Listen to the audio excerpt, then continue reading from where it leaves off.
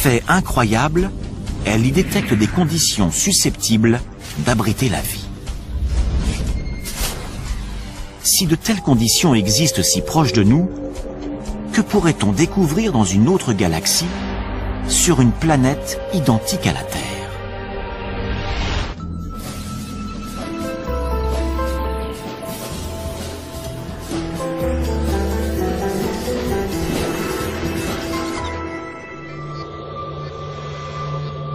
Depuis des millénaires, l'homme scrute les cieux en se demandant s'il est seul dans l'univers. Aujourd'hui, nous n'avons jamais été aussi près de pouvoir répondre à cette question. Certains scientifiques sont même convaincus que nous pourrions voir nos premiers cousins extraterrestres dans un avenir très proche. J'espère que ce sera dans les 10 ans à venir, mais de préférence la semaine prochaine. Le plus tôt sera le mieux. En prime, on pourrait s'apercevoir que ces extraterrestres n'habitent pas de lointaines planètes dans des galaxies inconnues, mais juste à notre porte, au cœur de notre propre système solaire. Les chercheurs sont sur le point d'obtenir des preuves de leur existence dans des milieux particulièrement hostiles.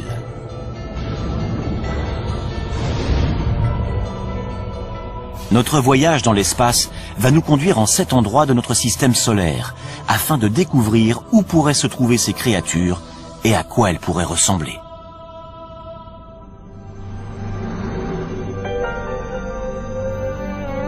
Les planètes de notre système présentent un environnement extrêmement inhospitalier. La vie telle que nous la connaissons y périrait instantanément. Mais les formes de vie extraterrestres pourraient bien être beaucoup plus résistantes que nous ne l'imaginons, à l'image d'un groupe d'organismes vivants récemment découverts sur Terre. Il n'y a encore pas si longtemps, nous étions convaincus que notre planète était unique. Jusqu'à présent, c'est la seule, à notre connaissance, à avoir permis l'évolution de millions d'espèces, grâce au Soleil, à l'eau et à une atmosphère protectrice. Nous en avons conclu que la vie avait besoin de tous ces paramètres pour pouvoir exister. Une conclusion qui écarte d'emblée tous les autres astres de notre système solaire. Puis les biologistes se sont mis à fouiller les recoins les plus inaccessibles et les plus ingrats de notre planète. À leur grande surprise, ils y ont trouvé des organismes vivants et respirants. Ils les ont baptisés organismes extrémophiles. Certains peuvent vivre sans lumière ou sans oxygène. D'autres sont capables de supporter des pressions très élevées. En fait, il semblerait que la vie puisse apparaître quasiment partout. Prenons l'Antarctique. Après avoir étudié ces étendues désolées pendant des années, les chercheurs avaient perdu tout espoir d'y trouver la moindre trace de vie. Or, en 1999, des scientifiques ont extrait une roche située à 2 mètres sous la glace. Et lorsqu'ils l'ont cassée, ils ont découvert qu'elle grouillait de minuscules créatures. Par moins 56 degrés et à 2 mètres sous la glace, la vie a réussi à s'installer. Les biologistes découvrent de plus en plus de formes de vie. Évidemment, il ne s'agit pas de kangourous, mais d'organismes primaires vivant dans des milieux très froids ou très chauds, ou soumis à des pressions ou à des taux de radiation énormes. La vie est parvenue à coloniser des endroits beaucoup plus diversifiés qu'on ne le pensait au sein même de notre planète. Si la vie est capable de s'imposer dans des conditions particulièrement difficiles sur Terre, pourquoi pas ailleurs dans le système solaire? Voilà qui ouvre de fabuleux horizons. À moins que notre planète ou notre système solaire n'ait quelque chose de miraculeux, la vie doit être extrêmement courante dans l'univers. À certains endroits, il doit sûrement y avoir des formes de vie intelligentes.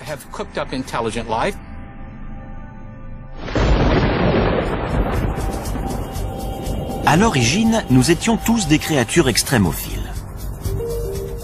La Terre était alors une planète aussi inhospitalière que les autres. Durant le premier milliard d'années de son existence, elle a été impitoyablement bombardée par des débris cosmiques. Ces impacts ont transformé la surface du globe en fournaise bouillonnante, où rien ne pouvait survivre.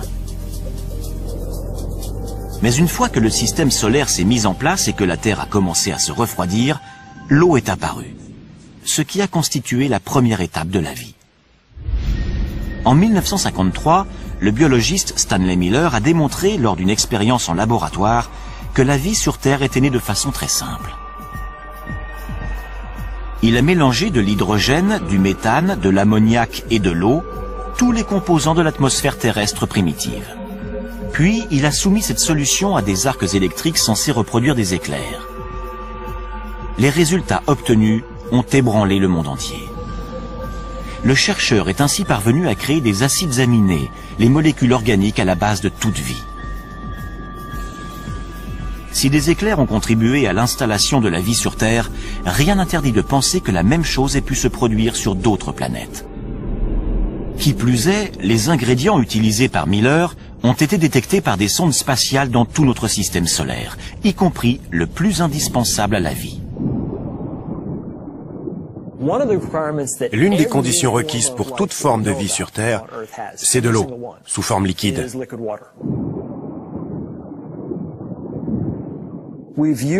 C'est la présence d'eau qui a guidé notre quête de milieux habitables.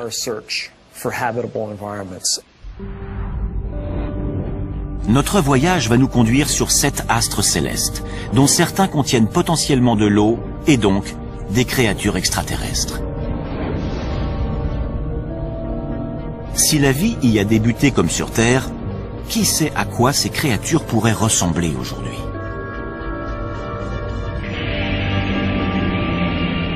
Commençons par la planète la plus emblématique, située non loin de la nôtre, Mars.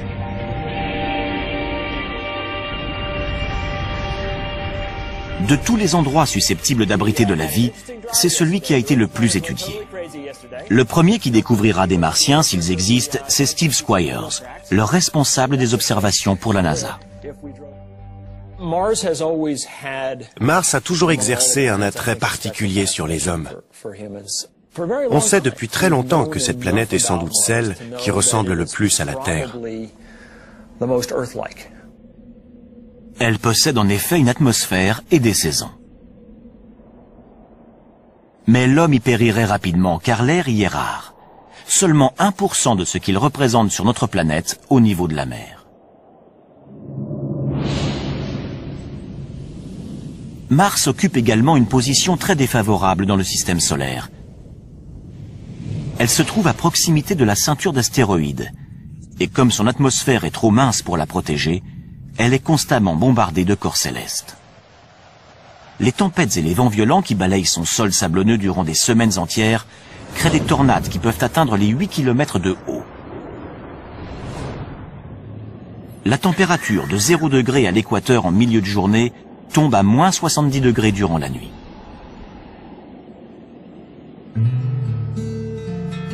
David Greenspoon est responsable du département d'astrobiologie au Musée de la Nature et des Sciences de Denver. Pour lui, Mars est victime de sa petite taille. Quand je prends un café en hiver, je sais qu'un petit expresso va refroidir plus rapidement qu'un grand café. Plus un objet est gros, plus il va rester chaud longtemps, car son cœur est davantage protégé du froid. Pour les planètes, c'est la même chose. Une petite planète refroidira plus tôt dans son histoire qu'une grosse planète comme la Terre, qui va rester chaude durant des milliards d'années. Et ça va favoriser la vie. En dépit de ses désavantages, Mars a toujours fasciné les scientifiques, car sa surface semblait porter des traces de vie. Ces paysages montagneux, ces volcans et ces profonds ravins ne sont pas sans évoquer ceux de la Terre. Pour les premiers astronomes, ces caractéristiques indiquaient la présence d'océans et de rivières, et même de systèmes de canaux censés avoir été construits par des êtres vivants.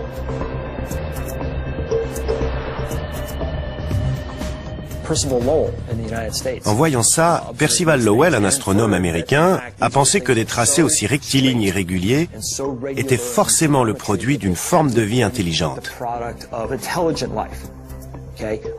Il avait raison. Le problème, c'est que la vie était du mauvais côté du télescope. À travers la lunette, son œil et son cerveau ont extrapolé des choses qui n'étaient pas là. Lowell n'est pas le seul à avoir été le jouet de son imagination. Lorsque la sonde Viking 1 a envoyé ce cliché, de nombreux scientifiques se sont demandé s'il s'agissait d'un visage humain créé par les Martiens à leur propre image. En survolant la surface de la planète rouge, on s'aperçoit que son aspect est en réalité beaucoup plus commun. Ce ne sont donc pas les Martiens qui ont bâti ces structures monumentales. Ce qui ne veut pas dire qu'il n'y a pas de vie sur Mars.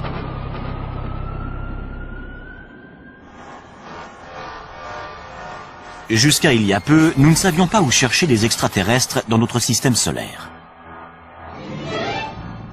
Pourtant, au cinéma, ils sont toujours parfaitement reconnaissables.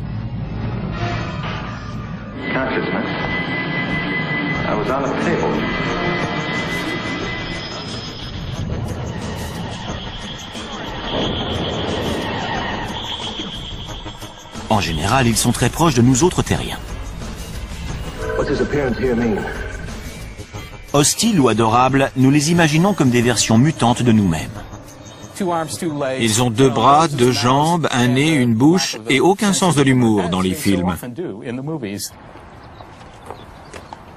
Seth Shostak est astronome au SETI, l'institut de recherche d'une intelligence extraterrestre situé en Californie. Son travail consiste à écouter les ondes radio que pourrait émettre une lointaine société extraterrestre. Il n'y a aucune raison qu'ils nous ressemblent, qu'ils pensent comme nous ou qu'ils aient un langage. Rien que sur Terre, la nature peut prendre des formes très variées. S'il y a de la vie sur Mars, comment pourrait-elle survivre dans des conditions pareilles? Depuis les années 60, les scientifiques ont envoyé des dizaines de sondes sur la planète rouge. Les premières images de ces paysages désolés ont rapidement anéanti tout espoir d'y trouver des êtres dotés d'intelligence. Pour autant, Mars n'a pas livré tous ses secrets. S'il n'y a aucune preuve de canaux creusés par des Martiens, en revanche, il y a des traces indiquant une ancienne présence d'eau. À un moment donné de son histoire, la planète rouge a donc peut-être été bleue. Si on remonte 3,5 milliards ou 4 milliards d'années en arrière, Mars avait une atmosphère plus épaisse, de l'eau en surface et peut-être même de la vie. Mais les conditions devenant plus rudes, la vie a dû s'adapter. Ainsi, la vie aurait pu réussir à s'adapter sans disparaître. Car il existe peut-être encore de l'eau, sous forme liquide, dans le sous-sol. On a découvert ce qui ressemble à des rigoles sur des flancs de cratères. Et il y a des signes qui prouvent que ces rigoles se sont formées très récemment, il y a quelques années. Avec son absence d'eau en surface, ses températures glaciales et son atmosphère très mince, Mars ne pourrait abriter qu'un seul type de créature. Des extrémophiles. Aucun autre organisme ne parviendrait à se développer dans des conditions aussi difficiles. Pour savoir s'il en existe sur Mars, nous mettons le cap sur Valles Marineris, un immense système de canyons, 20 fois plus vaste que le Grand Canyon en certains endroits et d'une profondeur presque équivalente à la taille de l'Everest. Autrefois, cette vallée était sans doute recouverte de lacs qui abritaient peut-être de la vie.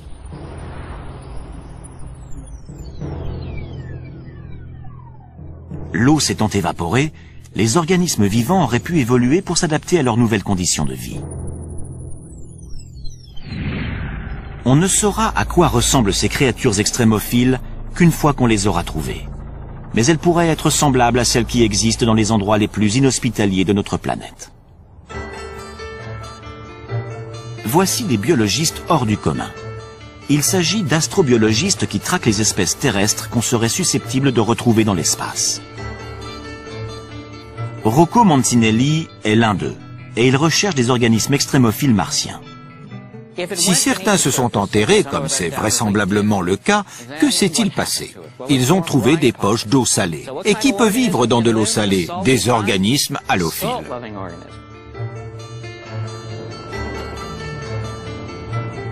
L'astrobiologiste Chris McKay pense savoir quel type de créature halophile pourrait survivre sur Mars. Des créatures semblables à celles qu'il a découvertes dans l'un des endroits les plus secs et les plus salés du globe. Ce qui pose problème sur Mars, comme dans la vallée de la mort, c'est la sécheresse. C'est ce à quoi la vie a le plus de mal à s'adapter. Il y a des milliers d'années, un lac salé recouvrait la vallée de la mort, de la même façon que des lacs recouvraient les canyons de Mars. On approche. C'est encore un peu humide.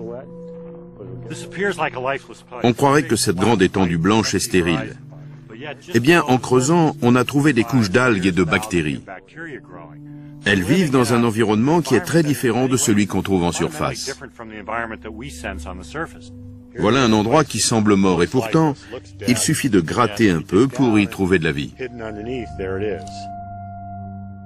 Cette couche d'algues vertes subsiste grâce à l'eau et à la lumière qui filtre à travers la croûte de sel. À son tour, cette algue nourrit les micro-organismes halophiles. Des structures désertiques de ce type, d'anciens lacs salés et asséchés, on va aussi en trouver sur Mars. Les déserts de sel ne sont pas les seuls endroits qui pourraient abriter des formes de vie martiennes. La planète compte également de gigantesques volcans, dont certains 5 à 6 fois plus grands que ceux qu'on trouve sur Terre. L'astrobiologiste Penny Boston est spécialiste des tunnels de lave.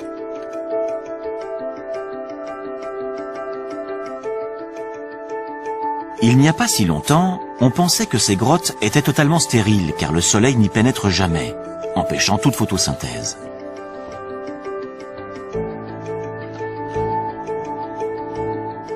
Mais dans ces tunnels de lave près d'Albuquerque, au Nouveau-Mexique, la scientifique a découvert de la vie. On sait qu'il y a énormément de tunnels de lave sur Mars. Donc ici, on a l'occasion d'étudier leur formation et les organismes qui y vivent.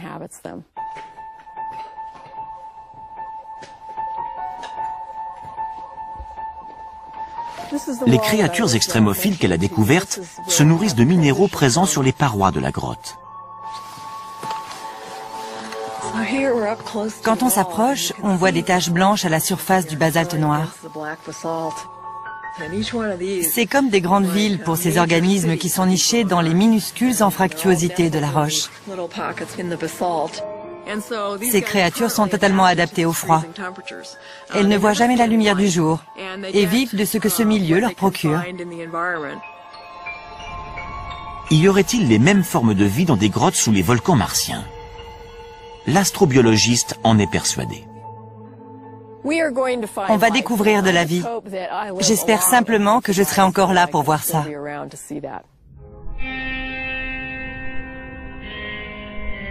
Nous avons peut-être déjà côtoyé des Martiens sans le savoir. Non pas en nous rendant sur leur planète, mais en les recevant sur la nôtre. Il y a 16 millions d'années, un astéroïde s'est écrasé sur Mars et a propulsé une roche de 2 kilos dans l'espace. Cette roche s'est dirigée vers la Terre et a atterri en Antarctique. 2 scientifiques de la NASA, David McKay et Everett Gibson, ont eu la surprise de découvrir des fossiles à l'intérieur. L'eau a creusé de minuscules tunnels dans la roche. Et dans ces tunnels, les 2 chercheurs ont trouvé ce qu'ils pensent être des traces de vie bactérienne. Ce sont des microbes morts, fossilisés. À certains endroits, on ne voit plus leur forme, simplement l'empreinte qu'ils ont laissée. Des êtres vivants venus de Mars? Peut-être. Notre équipe est convaincue qu'il s'agit d'organismes vivants fossilisés. On ne l'a pas encore établi avec certitude, donc beaucoup de gens sont encore sceptiques, mais on continue à rassembler des preuves. Les résultats sont concluants. Notre but est de démontrer qu'il s'agit bien de fossiles d'êtres vivants. Et les recherches ne font que commencer. En mai 2008, la NASA a envoyé sur Mars une sonde baptisée Phoenix. Elle a recueilli des fragments de glace et transmis des milliers de clichés avant de cesser de fonctionner en novembre 2008. la NASA projette maintenant d'envoyer des scientifiques sur Mars. S'ils ne rencontrent pas les petits hommes verts de nos fantasmes, en revanche, ils pourraient bien rencontrer de la vie. Mais sous quelle forme? Sans doute des créatures souterraines capables de survivre avec très peu d'eau.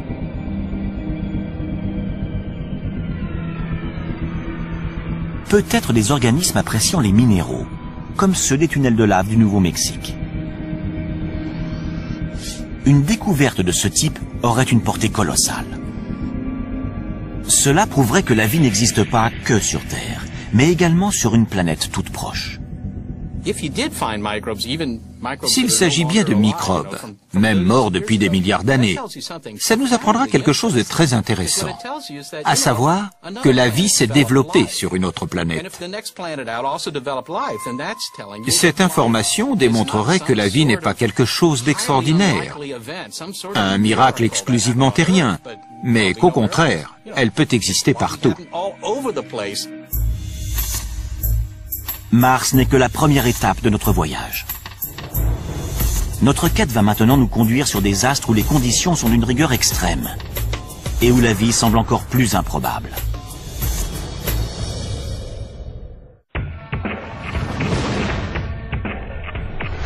Nous mettons le cap sur la ceinture d'astéroïdes située entre Mars et Jupiter.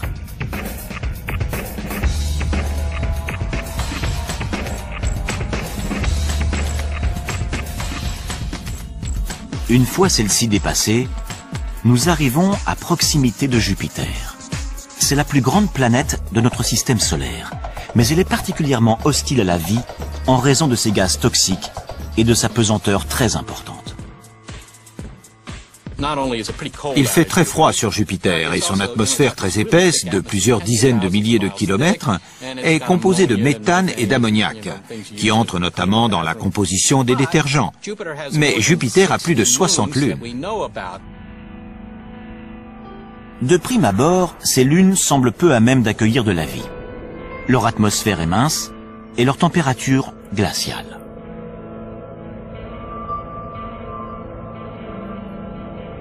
Sur Callisto, il fait moins 250 degrés.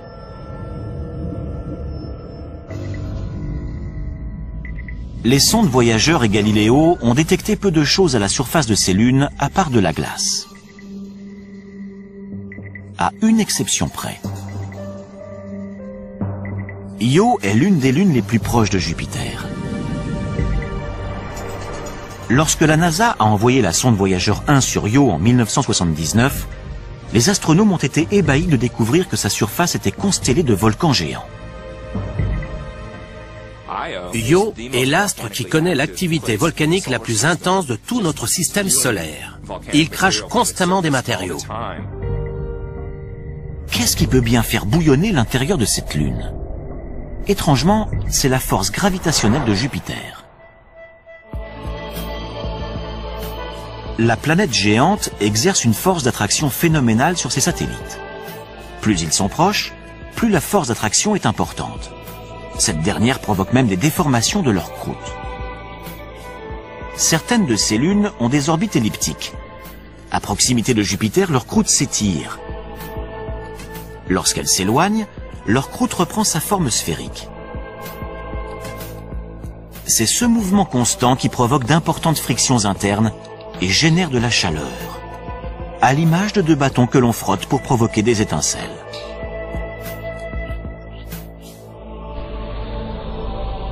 L'attraction de Jupiter réchauffe ainsi Io de l'intérieur. Mais ses fumées volcaniques et son absence d'eau la rendent peu apte à abriter de la vie.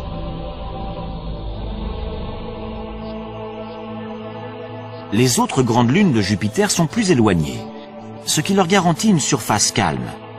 Mais elles restent suffisamment proches pour être réchauffées de l'intérieur par l'attraction jovienne. 3 d'entre elles sont particulièrement intéressantes. D'abord, Callisto, la plus éloignée de Jupiter. Sa surface ressemble à la surface lunaire, avec ses innombrables cratères dus à des impacts d'astéroïdes. Ces impacts ont pu faire fondre temporairement la glace, permettant à la vie de s'installer. En 1998, la sonde Galileo a détecté un milieu encore plus prometteur sous la surface. Les roches radioactives et l'énorme pression qui règne en son centre génèrent de la chaleur. Cette dernière a pu faire fondre la glace de l'intérieur, créant ainsi un océan souterrain. Et qui dit océan souterrain, dit peut-être vie souterraine. Ensuite, en nous rapprochant de Jupiter, nous découvrons sa plus grande lune, Ganymède, dont la surface est elle aussi très accidentée. Son relief fait penser à celui d'un pneu. Ces points brillants sont des cratères pouvant mesurer jusqu'à 5 km de diamètre et probablement recouverts de glace. Ces photos nous donnent un bon aperçu de l'endroit où la vie pourrait se cacher. On y voit des glaciers en mouvement.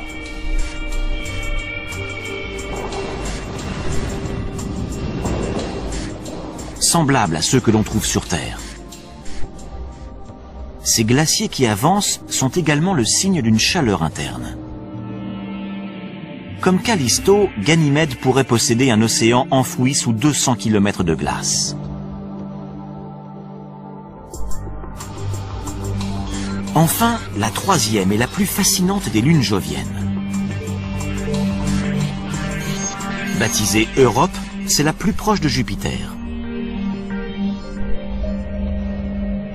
Cette proximité laisse penser que son cœur est beaucoup plus chaud que celui de Callisto ou de Ganymède.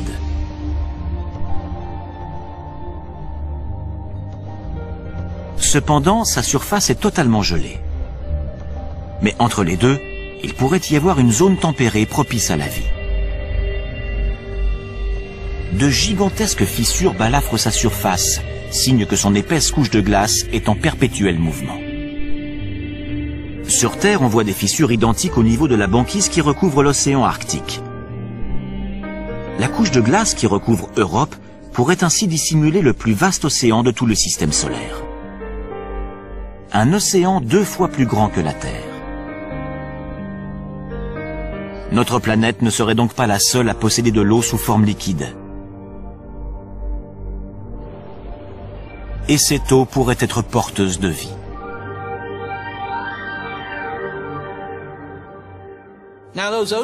Si ces océans existent, et il y a de fortes chances pour que certains existent effectivement, ils sont là depuis plus de 4 milliards d'années. Depuis tout ce temps, il est très probable que de la vie ait réussi à se créer.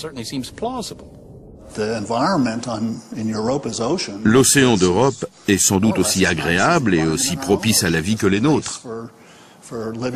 Peut-être même que certains de nos animaux marins pourraient y vivre. Mais l'eau doit y être très froide, voire pleine de glace fondue. Et la lumière n'y pénètre jamais car la banquise qui recouvre Europe mesure une quinzaine de kilomètres d'épaisseur. On n'aurait jamais imaginé que ce type d'endroit puisse abriter de la vie avant une fabuleuse découverte faite au large des côtes de l'équateur.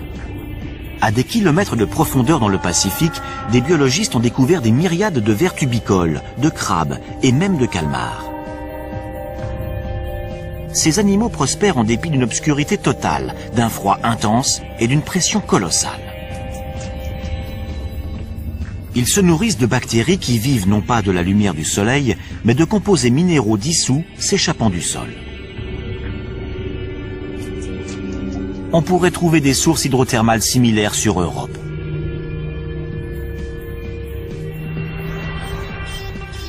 Afin de le vérifier, les scientifiques de la NASA aimeraient envoyer un robot sur place.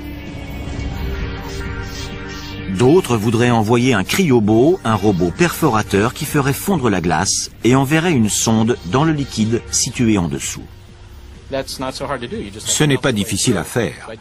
Il suffirait de faire fondre la glace sur une épaisseur d'une quinzaine de kilomètres et de faire descendre une ligne équipée d'une caméra et d'une lampe pour voir ce qu'il y a.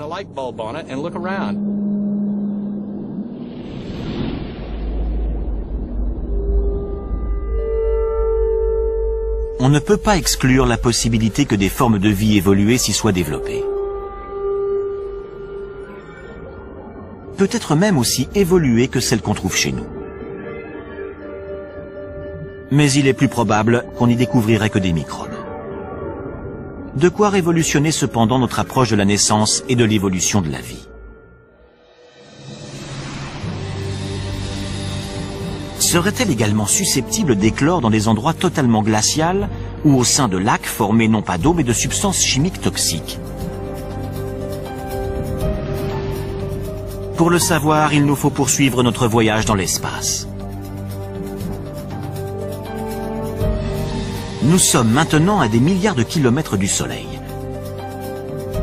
à des milliards de kilomètres de sa chaleur et de sa lumière. Nous dépassons Jupiter pour arriver à la deuxième plus grande planète du système solaire, Saturne. En arrivant à proximité de ces anneaux, nous apercevons les tourbillons de gaz qui saturent son atmosphère.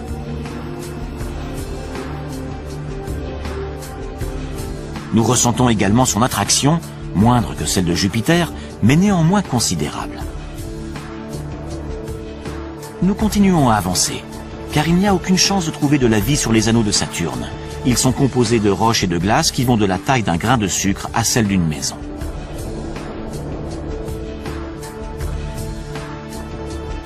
Mais Saturne possède plusieurs lunes. Jusqu'à présent, nous en avons compté 56.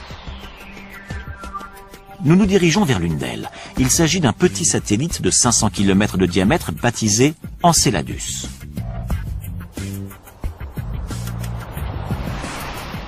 Ici, la pesanteur est très faible par rapport à la Terre. Et l'atmosphère quasi inexistante. Enceladus réfléchit pratiquement toute la lumière qu'il reçoit, ce qui en fait le corps le plus brillant du système solaire. Les scientifiques pensaient jusqu'alors qu'il y faisait trop froid pour que la vie s'y développe. Mais ils se trompaient. En 2005, après 7 ans de voyage, la sonde Cassini s'est approchée de cette petite lune et il y a détecté quelque chose qui a stupéfié la principale observatrice de la mission, Caroline Porco.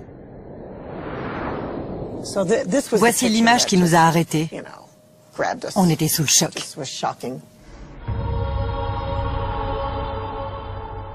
Il s'agit de panaches de vapeur d'eau en provenance d'un geyser. Au contact du vide glacial de l'espace, la vapeur d'eau chaude se transforme en jet de glace. En l'absence de pesanteur pour les ralentir, les nuages de glace peuvent devenir aussi gros que l'astre lui-même. La scientifique n'a jamais rien vu de tel. C'est le rêve pour un astronome de découvrir un corps comme Enceladus. Ces jets, ces fontaines, crachent de la vapeur et de la neige gelée à des centaines de kilomètres au-dessus du pôle sud d'Enceladus. La conclusion s'impose d'elle-même. Enceladus bout de l'intérieur. Comme dans le cas de Jupiter, le formidable champ gravitationnel de Saturne déforme ses satellites, créant ainsi friction et chaleur en leur centre.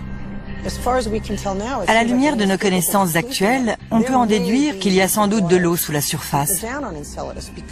Les modèles qu'on possède aujourd'hui pour expliquer ces projections indiquent que les températures sont suffisamment élevées pour créer de la vapeur d'eau.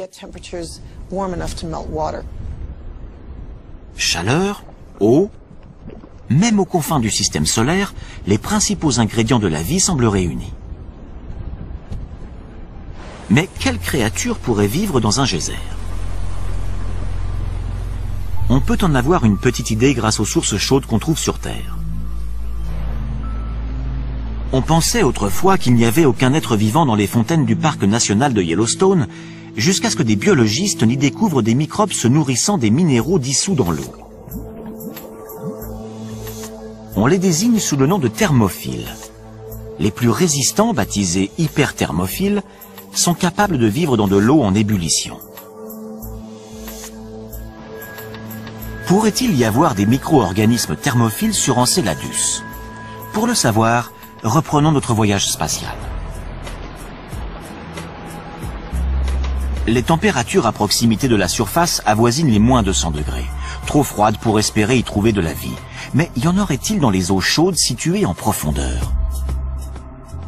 Dans l'épannage de vapeur d'eau au-dessus d'Enceladus, la sonde Cassini a détecté du gaz carbonique et du méthane, des éléments susceptibles de nourrir la vie sous la surface, de la même façon que les minéraux des sources de Yellowstone nourrissent les microbes.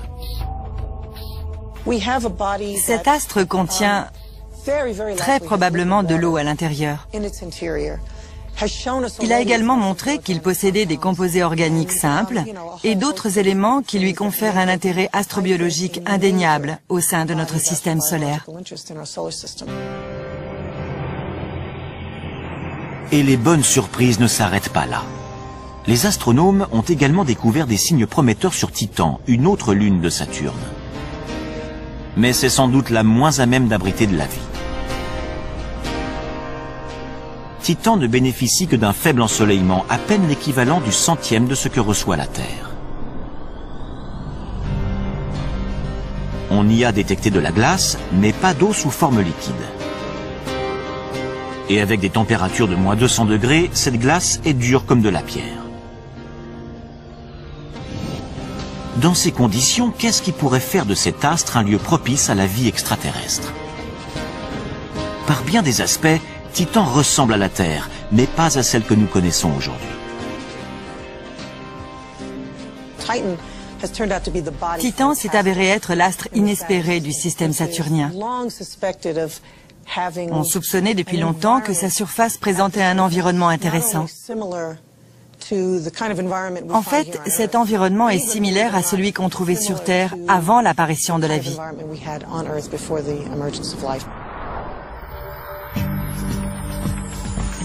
Titan a tellement intrigué les membres de l'équipe de Caroline Porco que la sonde Cassini y a largué un module en 2005. C'est la mission de terrain la plus lointaine jamais effectuée. Mais le module n'a détecté que des crêtes et des plaines. Par la suite, un survol de la sonde Cassini a révélé la présence d'un littoral.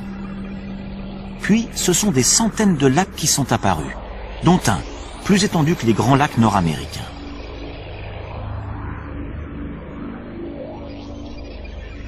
C'est la première fois qu'on découvre du liquide à la surface d'un corps céleste autre que la Terre. Ça ressemble au Minnesota, sauf que ces lacs ne sont pas composés d'eau, mais de gaz naturel liquide. Ceci n'est pas de la neige, mais des gouttes de méthane. Il y a également des vents qui peuvent être très violents, ainsi que des ouragans de méthane.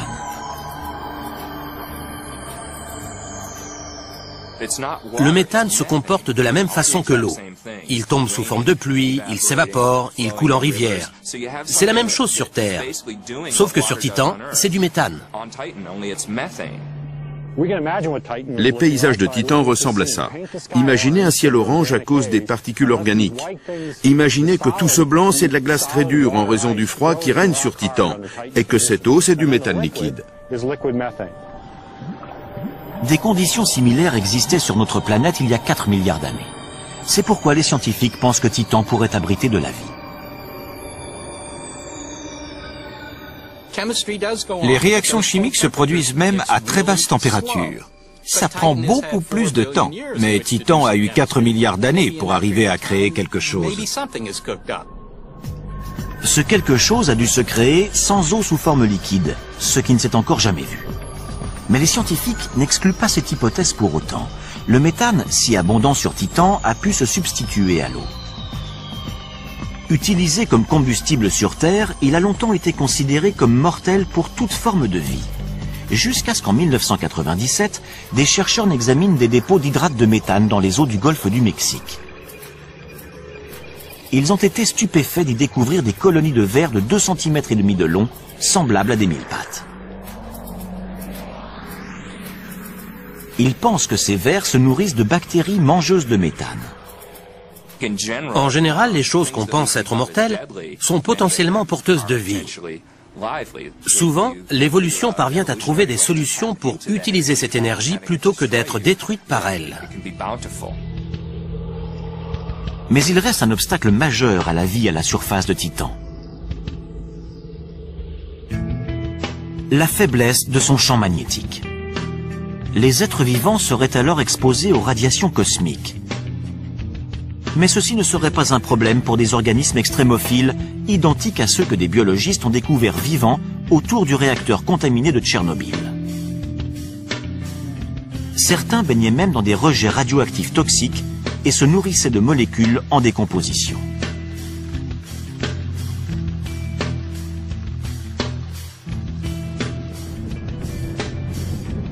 Il est possible que la vie sur Titan ait pu s'adapter de la même façon. Ces lacs de méthane abritent peut-être des bactéries amatrices de substances chimiques.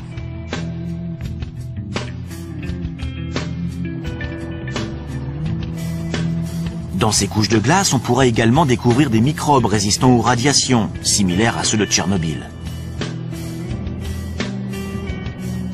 Des organismes mangeurs de méthane pourraient dégager de la chaleur, ce qui ferait fondre la glace, créant ainsi des poches de vie. Quoi qu'il en soit, la vie sur Titan serait le résultat d'un curieux mélange. Il nous reste maintenant à faire un petit détour par la plus étrange des planètes susceptibles d'abriter de la vie. Et cette dernière est presque à notre porte. Notre voyage touche à sa fin.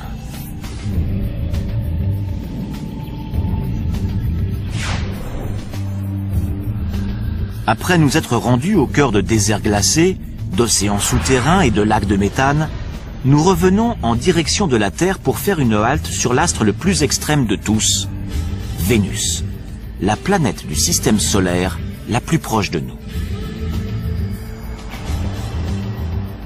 Si la vie parvenait à s'installer ici, elle pourrait exister quasiment partout.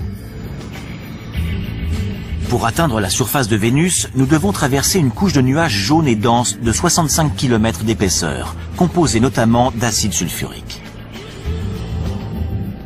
Ici, la pression atmosphérique est 90 fois plus forte que sur Terre, trop forte pour que l'homme puisse la supporter. Au sol, on trouve des volcans et des flots de lave à perte de vue qui représentent 85% de la surface de la planète.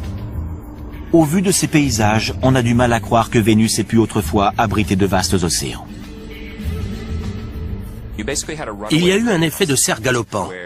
Avec la chaleur, les océans ont commencé à s'évaporer. Ça a rejeté de la vapeur d'eau dans l'air, ce qui a encore amplifié l'effet de serre et créé un cercle vicieux. Les océans ont disparu et tout le CO2 s'est retrouvé dans l'atmosphère, ce qui fait qu'on a aujourd'hui une planète très chaude avec un énorme effet de serre. Avec des températures avoisinant les 460 degrés, Vénus est plus chaude que Mercure, la planète la plus proche du Soleil. Sa surface est on ne peut plus hostile à la vie. La vie telle qu'on la connaît ne pourrait pas survivre sur Vénus. Les molécules organiques seraient déchiquetées par les gaz brûlants. Mais ce n'est pas sa surface qui nous intéresse, c'est son atmosphère. En 1982, la sonde spatiale soviétique Venera 14 a survolé Vénus. Dans des nuages situés à 50 km d'altitude, elle a mesuré des températures beaucoup plus clémentes qu'au sol. Elle y a également détecté des molécules d'eau.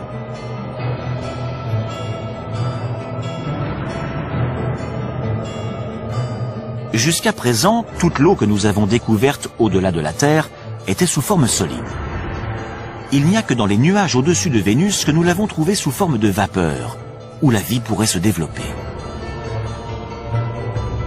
Mais les nuages vénusiens sont aussi composés de gouttelettes d'acide sulfurique. Or, on pensait que rien ne pouvait vivre dans cette substance. Jusqu'à ce que des scientifiques n'analysent les eaux hyperacides s'échappant d'une mine californienne.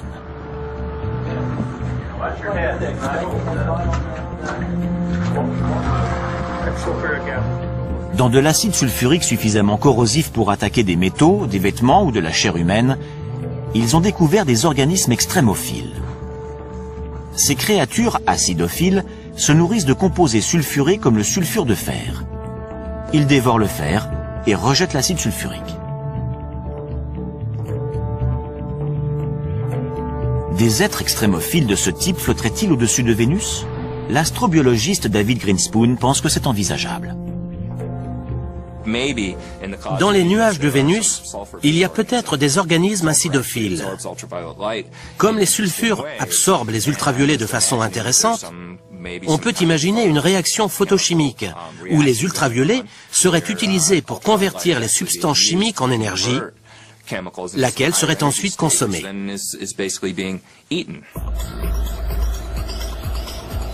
À quoi pourraient bien ressembler ces organismes extraterrestres s'ils existent? Il faudrait qu'ils supportent une chaleur et une pression atmosphérique énormes.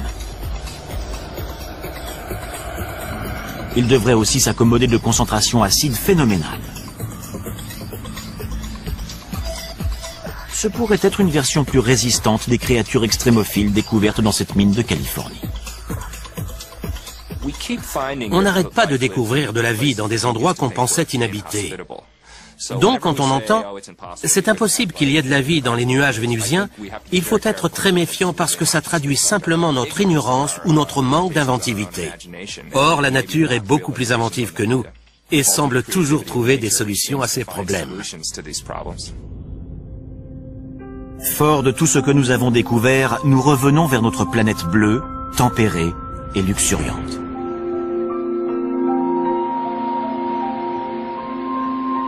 Nous savons désormais que les environnements les plus extrêmes sont capables d'abriter des êtres vivants.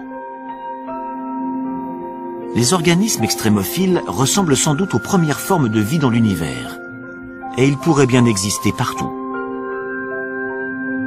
Ces formes de vie très simples auraient-elles pu donner naissance à des êtres intelligents quelque part dans le cosmos? Depuis plus de 40 ans, les scientifiques de l'Institut SETI scrutent les cieux pour tenter de répondre à cette question. Et l'astronome Seth Shostak est persuadé qu'il saura identifier les manifestations d'une vie extraterrestre.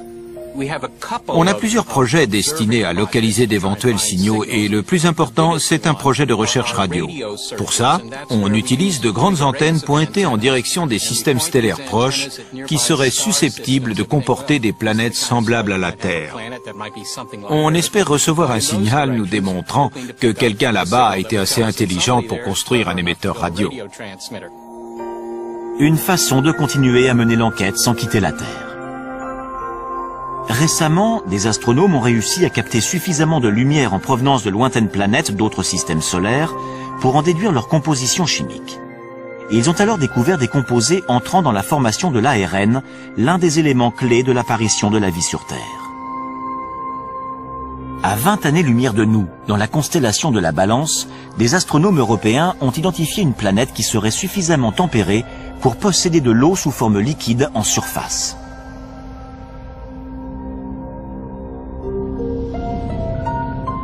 Dans les années 70, 4 sondes ont été envoyées dans l'espace.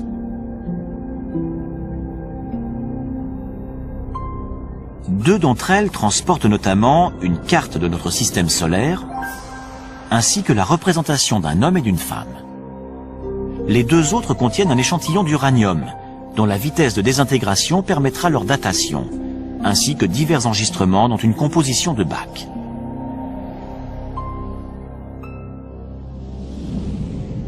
Mais nous n'aurons pas de réponse à ces messages spatiaux de sitôt, car ces cartes postales de la Terre mettront 80 000 ans avant d'atteindre l'étoile la plus proche.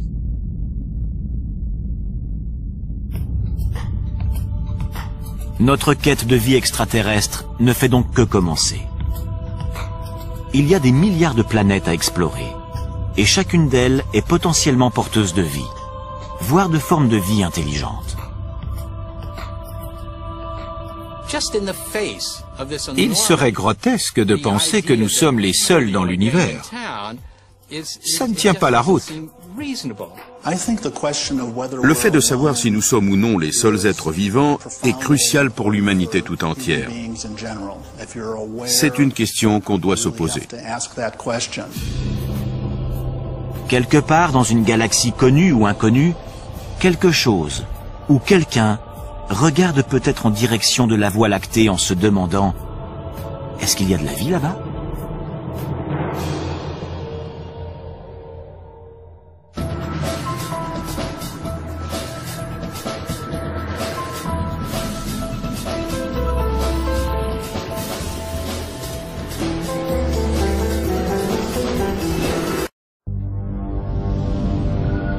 2004.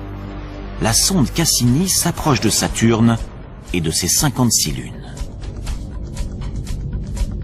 Fait incroyable, elle y détecte des conditions susceptibles d'abriter la vie. Si de telles conditions existent si proches de nous, que pourrait-on découvrir dans une autre galaxie, sur une planète identique à la Terre ?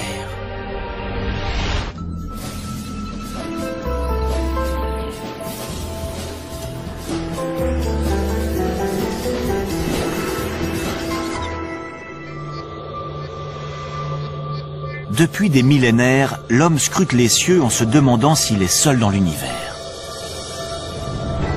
Aujourd'hui, nous n'avons jamais été aussi près de pouvoir répondre à cette question. Certains scientifiques sont même convaincus que nous pourrions voir nos premiers cousins extraterrestres dans un avenir très proche. J'espère que ce sera dans les 10 ans à venir, mais de préférence la semaine prochaine. Le plus tôt sera le mieux.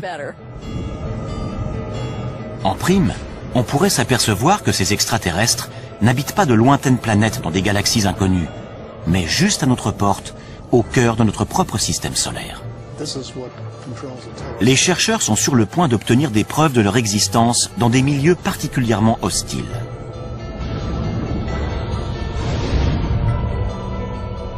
Notre voyage dans l'espace va nous conduire en 7 endroits de notre système solaire, afin de découvrir où pourraient se trouver ces créatures et à quoi elles pourraient ressembler.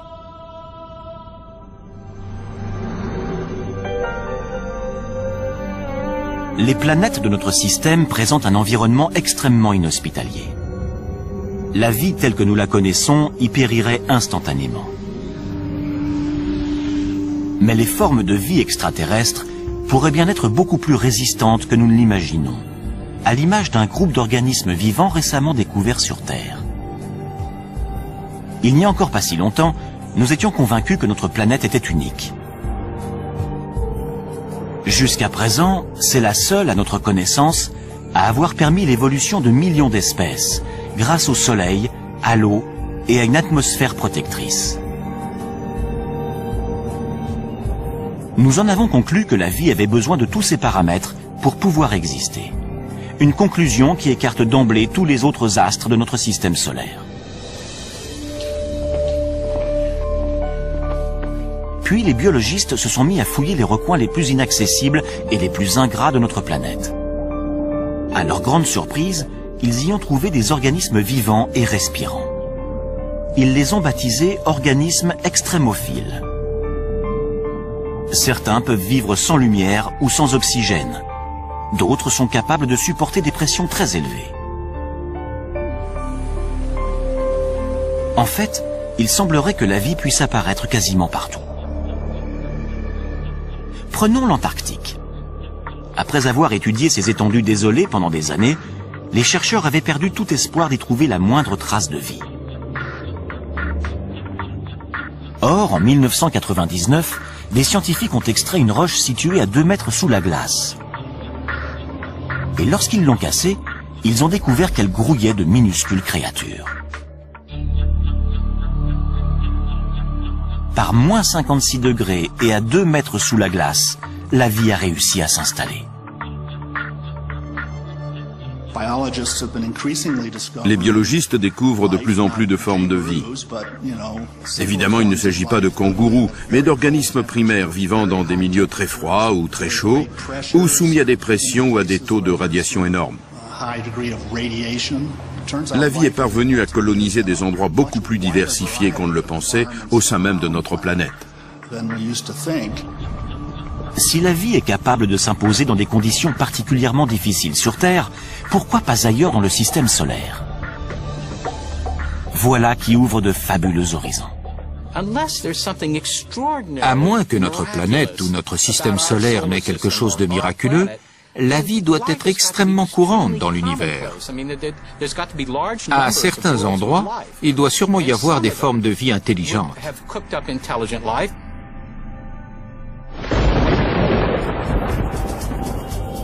À l'origine, nous étions tous des créatures extrémophiles. La Terre était alors une planète aussi inhospitalière que les autres. Durant le premier milliard d'années de son existence, elle a été impitoyablement bombardée par des débris cosmiques. Ces impacts ont transformé la surface du globe en fournaise bouillonnante, où rien ne pouvait survivre. Mais une fois que le système solaire s'est mis en place et que la Terre a commencé à se refroidir, l'eau est apparue, ce qui a constitué la première étape de la vie. En 1953, le biologiste Stanley Miller a démontré lors d'une expérience en laboratoire que la vie sur Terre était née de façon très simple. Il a mélangé de l'hydrogène, du méthane, de l'ammoniac et de l'eau, tous les composants de l'atmosphère terrestre primitive. Puis, il a soumis cette solution à des arcs électriques censés reproduire des éclairs. Les résultats obtenus ont ébranlé le monde entier. Le chercheur est ainsi parvenu à créer des acides aminés, les molécules organiques à la base de toute vie.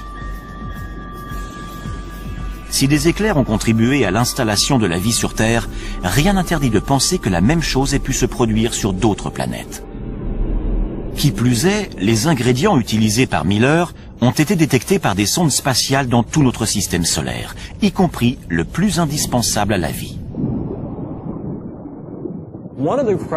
L'une des conditions requises pour toute forme de vie sur Terre, c'est de l'eau, sous forme liquide.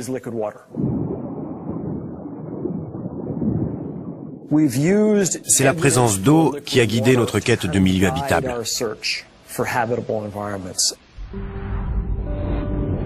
Notre voyage va nous conduire sur 7 astres célestes, dont certains contiennent potentiellement de l'eau et donc des créatures extraterrestres. Si la vie y a débuté comme sur Terre, qui sait à quoi ces créatures pourraient ressembler aujourd'hui?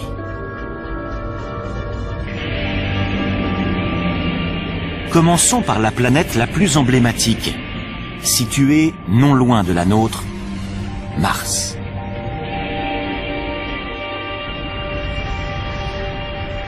De tous les endroits susceptibles d'abriter de la vie, c'est celui qui a été le plus étudié. Le premier qui découvrira des Martiens, s'ils existent, c'est Steve Squyres, le responsable des observations pour la NASA. Mars a toujours exercé un attrait particulier sur les hommes. On sait depuis très longtemps que cette planète est sans doute celle qui ressemble le plus à la Terre. Elle possède en effet une atmosphère et des saisons.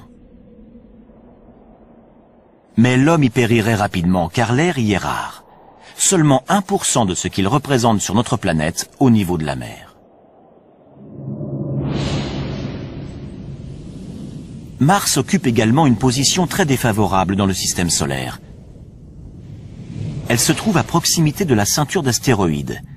Et comme son atmosphère est trop mince pour la protéger, elle est constamment bombardée de corps célestes. Les tempêtes et les vents violents qui balayent son sol sablonneux durant des semaines entières créent des tornades qui peuvent atteindre les 8 km de haut. La température de 0 degré à l'équateur en milieu de journée tombe à moins 70 degrés durant la nuit.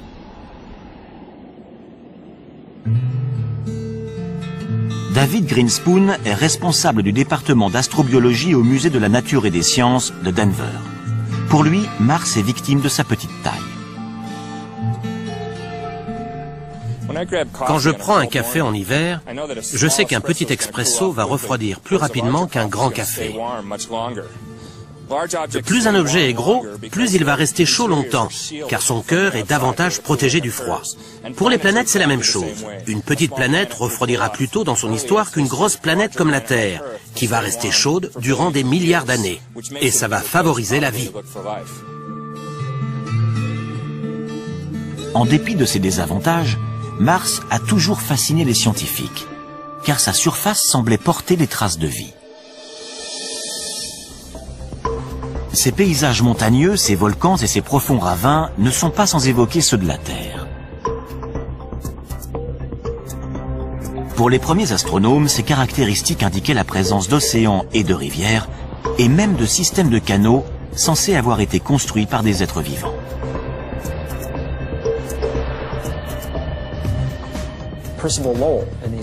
En voyant ça, Percival Lowell, un astronome américain, a pensé que des tracés aussi rectilignes et réguliers étaient forcément le produit d'une forme de vie intelligente. Il avait raison. Le problème, c'est que la vie était du mauvais côté du télescope. À travers la lunette, son œil et son cerveau ont extrapolé des choses qui n'étaient pas là. Lowell n'est pas le seul à avoir été le jouet de son imagination. Lorsque la sonde Viking 1 a envoyé ce cliché, de nombreux scientifiques se sont demandé s'il s'agissait d'un visage humain créé par les Martiens à leur propre image. En survolant la surface de la planète rouge, on s'aperçoit que son aspect est en réalité beaucoup plus commun. Ce ne sont donc pas les Martiens qui ont bâti ces structures monumentales. Ce qui ne veut pas dire qu'il n'y a pas de vie sur Mars.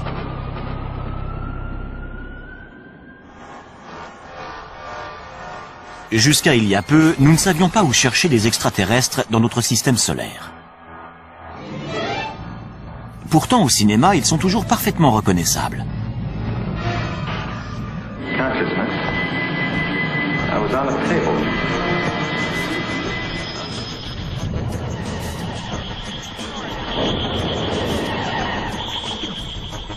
En général, ils sont très proches de nous autres terriens.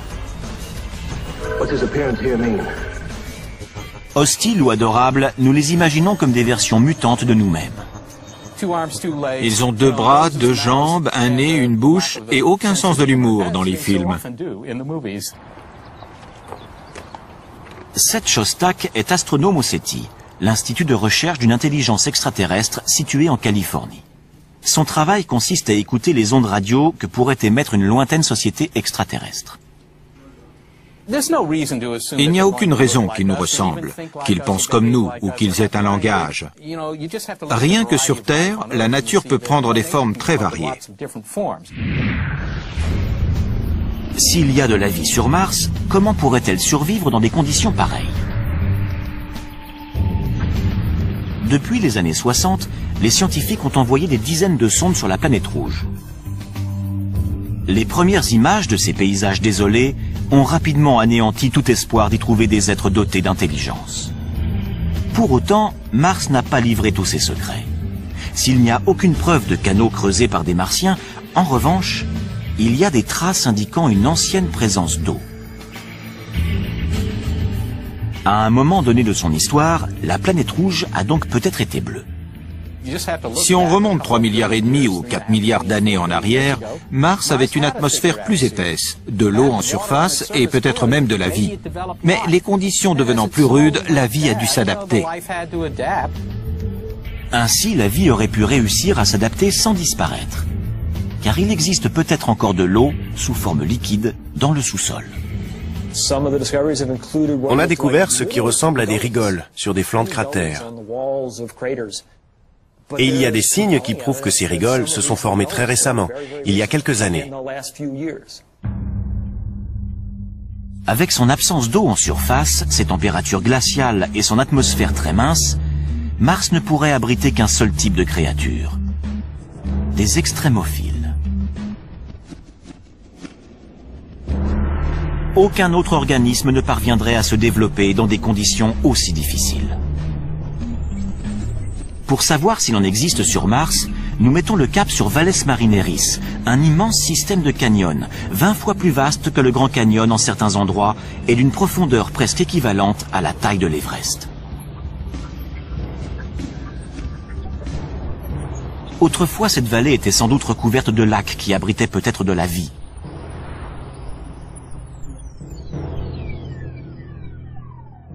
L'eau s'étant évaporée, les organismes vivants auraient pu évoluer pour s'adapter à leurs nouvelles conditions de vie. On ne saura à quoi ressemblent ces créatures extrémophiles qu'une fois qu'on les aura trouvées. Mais elles pourraient être semblables à celles qui existent dans les endroits les plus inhospitaliers de notre planète. Voici des biologistes hors du commun. Il s'agit d'astrobiologistes qui traquent les espèces terrestres qu'on serait susceptible de retrouver dans l'espace. Rocco Mancinelli est l'un d'eux, et il recherche des organismes Fait incroyable, elle y détecte des conditions susceptibles d'abriter la vie. Si de telles conditions existent si proches de nous, que pourrait-on découvrir dans une autre galaxie, sur une planète identique à la Terre?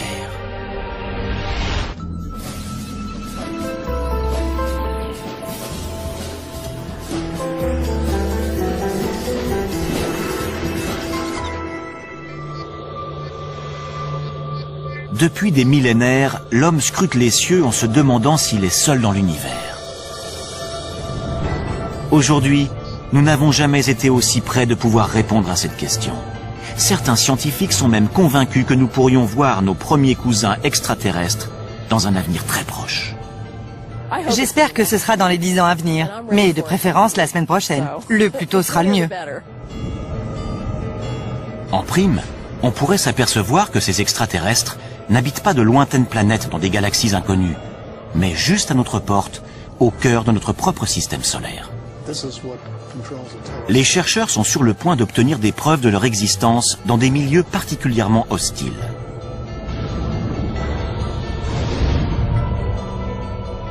Notre voyage dans l'espace va nous conduire en 7 endroits de notre système solaire, afin de découvrir où pourraient se trouver ces créatures et à quoi elles pourraient ressembler.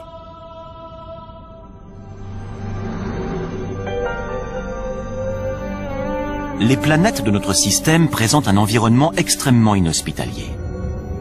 La vie telle que nous la connaissons y périrait instantanément. Mais les formes de vie extraterrestres pourraient bien être beaucoup plus résistantes que nous ne l'imaginons, à l'image d'un groupe d'organismes vivants récemment découverts sur Terre. Il n'y a encore pas si longtemps, nous étions convaincus que notre planète était unique. Jusqu'à présent, c'est la seule, à notre connaissance, à avoir permis l'évolution de millions d'espèces, grâce au Soleil, à l'eau et à une atmosphère protectrice. Nous en avons conclu que la vie avait besoin de tous ces paramètres pour pouvoir exister. Une conclusion qui écarte d'emblée tous les autres astres de notre système solaire. Puis les biologistes se sont mis à fouiller les recoins les plus inaccessibles et les plus ingrats de notre planète. À leur grande surprise, ils y ont trouvé des organismes vivants et respirants. Ils les ont baptisés organismes extrémophiles. Certains peuvent vivre sans lumière ou sans oxygène. D'autres sont capables de supporter des pressions très élevées. En fait, il semblerait que la vie puisse apparaître quasiment partout. Prenons l'Antarctique. Après avoir étudié ces étendues désolées pendant des années, les chercheurs avaient perdu tout espoir d'y trouver la moindre trace de vie. Or, en 1999, des scientifiques ont extrait une roche située à 2 mètres sous la glace. Et lorsqu'ils l'ont cassée, ils ont découvert qu'elle grouillait de minuscules créatures. Par moins 56 degrés et à 2 mètres sous la glace, la vie a réussi à s'installer. Les biologistes découvrent de plus en plus de formes de vie. Évidemment, il ne s'agit pas de kangourous, mais d'organismes primaires vivant dans des milieux très froids ou très chauds, ou soumis à des pressions ou à des taux de radiation énormes. La vie est parvenue à coloniser des endroits beaucoup plus diversifiés qu'on ne le pensait au sein même de notre planète. Si la vie est capable de s'imposer dans des conditions particulièrement difficiles sur Terre, pourquoi pas ailleurs dans le système solaire? Voilà qui ouvre de fabuleux horizons. À moins que notre planète ou notre système solaire n'ait quelque chose de miraculeux, la vie doit être extrêmement courante dans l'univers. À certains endroits, il doit sûrement y avoir des formes de vie intelligentes.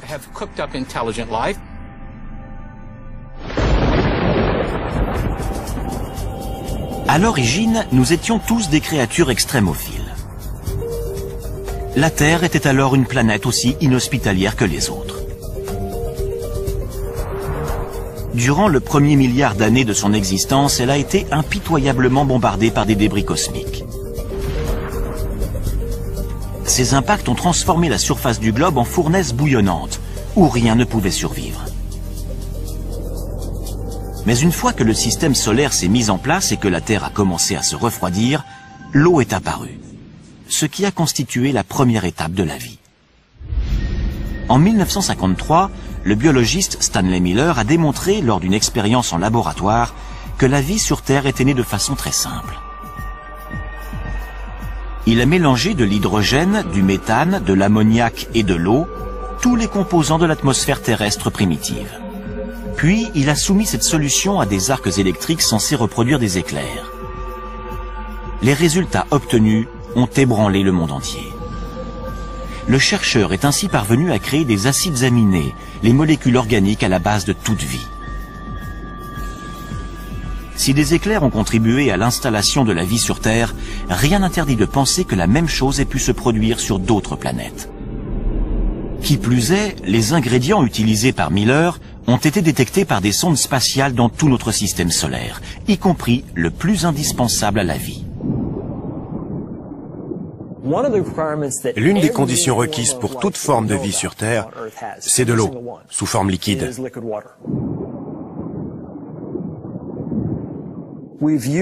C'est la présence d'eau qui a guidé notre quête de milieux habitables.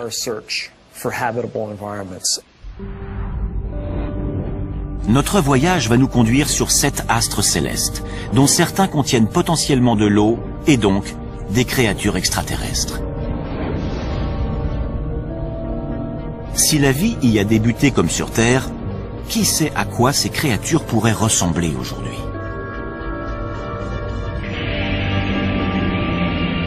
Commençons par la planète la plus emblématique, située non loin de la nôtre, Mars.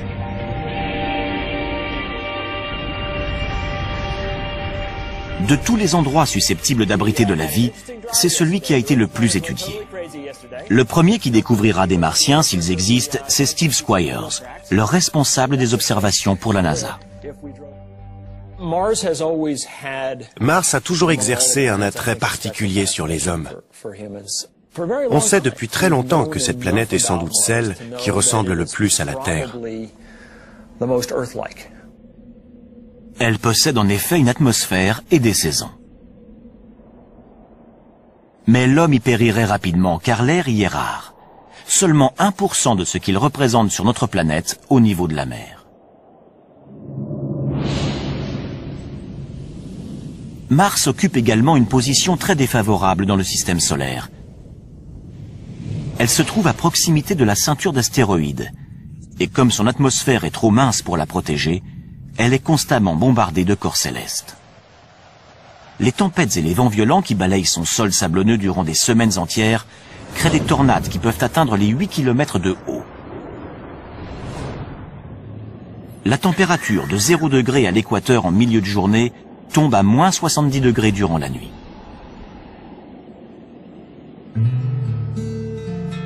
David Grinspoon est responsable du département d'astrobiologie au Musée de la Nature et des Sciences de Denver.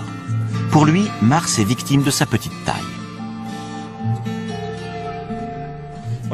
Quand je prends un café en hiver, je sais qu'un petit expresso va refroidir plus rapidement qu'un grand café. Plus un objet est gros, plus il va rester chaud longtemps, car son cœur est davantage protégé du froid. Pour les planètes, c'est la même chose. Une petite planète refroidira plus tôt dans son histoire qu'une grosse planète comme la Terre, qui va rester chaude durant des milliards d'années. Et ça va favoriser la vie. En dépit de ses désavantages, Mars a toujours fasciné les scientifiques, car sa surface semblait porter des traces de vie. Ces paysages montagneux, ces volcans et ces profonds ravins ne sont pas sans évoquer ceux de la Terre. Pour les premiers astronomes, ces caractéristiques indiquaient la présence d'océans et de rivières, et même de systèmes de canaux censés avoir été construits par des êtres vivants.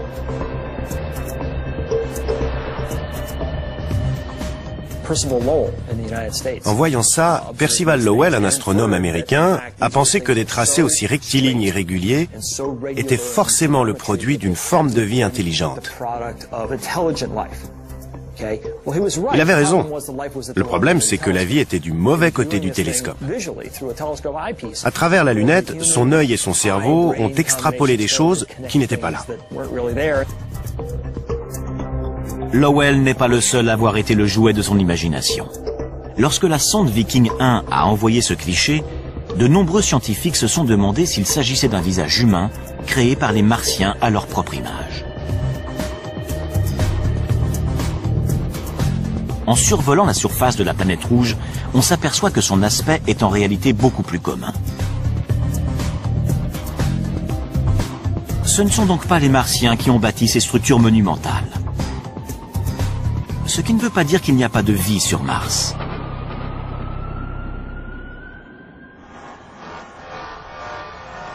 Jusqu'à il y a peu, nous ne savions pas où chercher les extraterrestres dans notre système solaire. Pourtant, au cinéma, ils sont toujours parfaitement reconnaissables.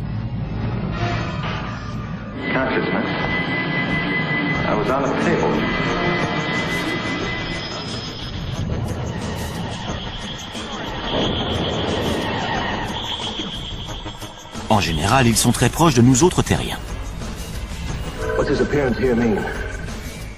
Hostiles ou adorables, nous les imaginons comme des versions mutantes de nous-mêmes. Ils ont 2 bras, 2 jambes, un nez, une bouche et aucun sens de l'humour dans les films. Seth Shostak est astronome au SETI, l'institut de recherche d'une intelligence extraterrestre situé en Californie. Son travail consiste à écouter les ondes radio que pourrait émettre une lointaine société extraterrestre. Il n'y a aucune raison qu'ils nous ressemblent, qu'ils pensent comme nous ou qu'ils aient un langage. Rien que sur Terre, la nature peut prendre des formes très variées. S'il y a de la vie sur Mars, comment pourrait-elle survivre dans des conditions pareilles? Depuis les années 60, les scientifiques ont envoyé des dizaines de sondes sur la planète rouge. Les premières images de ces paysages désolés ont rapidement anéanti tout espoir d'y trouver des êtres dotés d'intelligence. Pour autant, Mars n'a pas livré tous ses secrets. S'il n'y a aucune preuve de canaux creusés par des Martiens, en revanche, il y a des traces indiquant une ancienne présence d'eau. À un moment donné de son histoire, la planète rouge a donc peut-être été bleue. Si on remonte 3,5 milliards ou 4 milliards d'années en arrière, Mars avait une atmosphère plus épaisse, de l'eau en surface et peut-être même de la vie. Mais les conditions devenant plus rudes, la vie a dû s'adapter. Ainsi, la vie aurait pu réussir à s'adapter sans disparaître. Car il existe peut-être encore de l'eau, sous forme liquide, dans le sous-sol. On a découvert ce qui ressemble à des rigoles sur des flancs de cratères. Et il y a des signes qui prouvent que ces rigoles se sont formées très récemment, il y a quelques années. Avec son absence d'eau en surface, ses températures glaciales et son atmosphère très mince, Mars ne pourrait abriter qu'un seul type de créature. Des extrémophiles. Aucun autre organisme ne parviendrait à se développer dans des conditions aussi difficiles. Pour savoir s'il en existe sur Mars, nous mettons le cap sur Valles Marineris, un immense système de canyons, 20 fois plus vaste que le Grand Canyon en certains endroits et d'une profondeur presque équivalente à la taille de l'Everest. Autrefois, cette vallée était sans doute recouverte de lacs qui abritaient peut-être de la vie.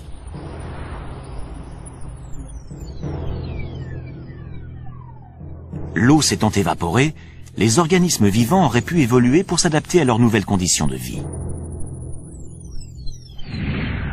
On ne saura à quoi ressemblent ces créatures extrémophiles qu'une fois qu'on les aura trouvées.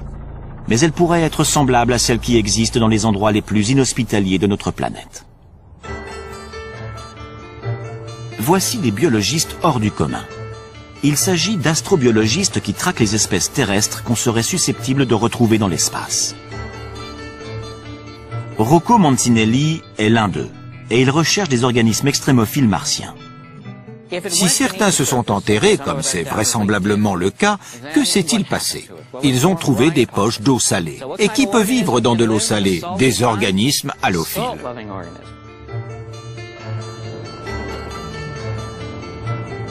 L'astrobiologiste Chris McKay pense savoir quel type de créature halophile pourrait survivre sur Mars. Des créatures semblables à celles qu'il a découvertes dans l'un des endroits les plus secs et les plus salés du globe. Ce qui pose problème sur Mars, comme dans la vallée de la mort, c'est la sécheresse. C'est ce à quoi la vie a le plus de mal à s'adapter. Il y a des milliers d'années, un lac salé recouvrait la vallée de la mort, de la même façon que des lacs recouvraient les canyons de Mars. On approche. C'est encore un peu humide. On croirait que cette grande étendue blanche est stérile. Eh bien, en creusant, on a trouvé des couches d'algues et de bactéries. Elles vivent dans un environnement qui est très différent de celui qu'on trouve en surface. Voilà un endroit qui semble mort et pourtant, il suffit de gratter un peu pour y trouver de la vie. Cette couche d'algues vertes subsiste grâce à l'eau et à la lumière qui filtre à travers la croûte de sel. À son tour, cette algue nourrit les micro-organismes halophiles. Des structures désertiques de ce type, d'anciens lacs salés et asséchés, on va aussi en trouver sur Mars. Les déserts de sel ne sont pas les seuls endroits qui pourraient abriter des formes de vie martienne. La planète compte également de gigantesques volcans, dont certains 5 à 6 fois plus grands que ceux qu'on trouve sur Terre.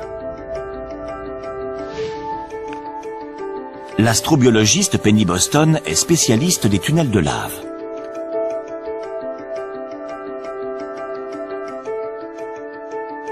Il n'y a pas si longtemps, on pensait que ces grottes étaient totalement stériles car le soleil n'y pénètre jamais, empêchant toute photosynthèse.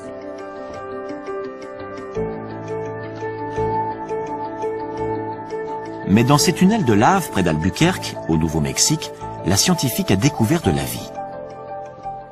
On sait qu'il y a énormément de tunnels de lave sur Mars. Donc ici, on a l'occasion d'étudier leur formation et les organismes qui y vivent.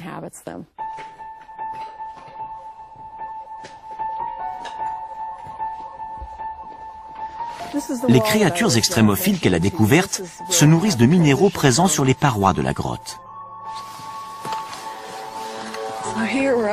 Quand on s'approche, on voit des taches blanches à la surface du basalte noir. C'est comme des grandes villes pour ces organismes qui sont nichés dans les minuscules anfractuosités de la roche. Ces créatures sont totalement adaptées au froid. Elles ne voient jamais la lumière du jour et vivent de ce que ce milieu leur procure. Y aurait-il les mêmes formes de vie dans des grottes sous les volcans martiens? L'astrobiologiste en est persuadé. On va découvrir de la vie. J'espère simplement que je serai encore là pour voir ça.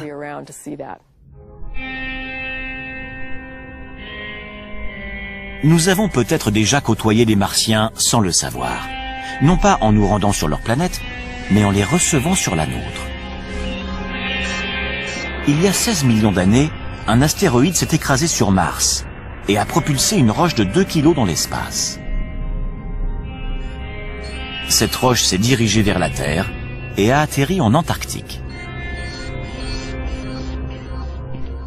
2 scientifiques de la NASA, David McKay et Everett Gibson, ont eu la surprise de découvrir des fossiles à l'intérieur.